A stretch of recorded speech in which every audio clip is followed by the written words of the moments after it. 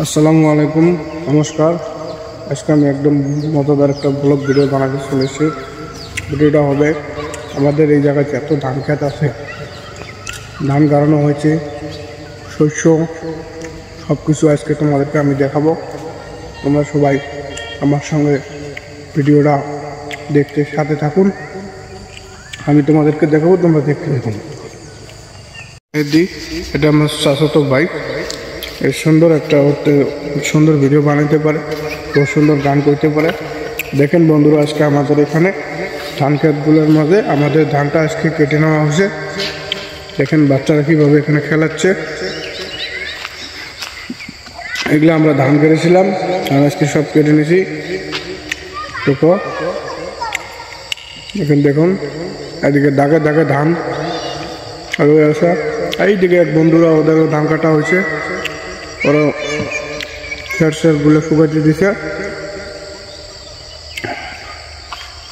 এগুলো ধান অবশ্য 4-5 দিন এখানে শুকাইতে হবে, তারপরে মেশিনে দিয়ে ধানগুলো নিয়ে তারপর সে ধানের কাজ কাম করতে হবে। দেখেন এদিকে এর মাঝে একটা গুড নিউজটা হলো, দেখেন আমাদের রাস্তাটা এখনো কাঁচা রাস্তা। আসাম সরকার আমাদেরকে এই রাস্তাটা এখনো বানিয়ে দিল না।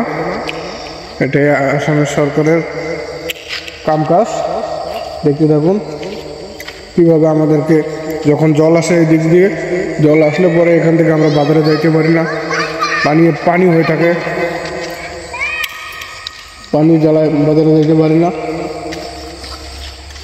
এগুলো সব পানি দিয়ে বান পানি দিয়ে লোড হয়ে যায়।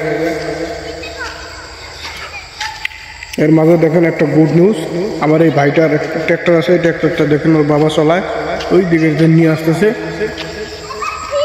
এটা আমার ওই ভাইটার ধান ক্ষেত, ওরা এখানে ধান কাটছে। এরাও কাল পরশু মানুষ নিয়ে এসব কেটে দেবে। তারপরে দেখো এইদিকে, দেখো এইদিকে সর্ষে ক্ষেত আছে।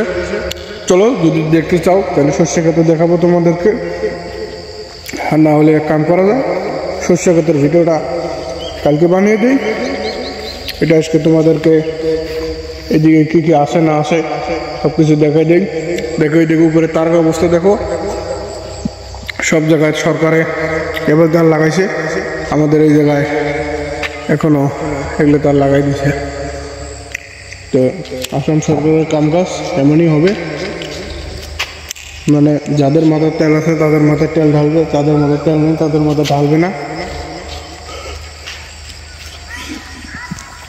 এর মাঝে দেখেন আকাশের অবস্থা কত সুন্দর দেখা যাচ্ছে। আজকের ভিডিও এখান থেকে শেষ করে দিলাম। আজকের মতো সবাইকে আসসালামু আলাইকুম রহমতুল্লাহ।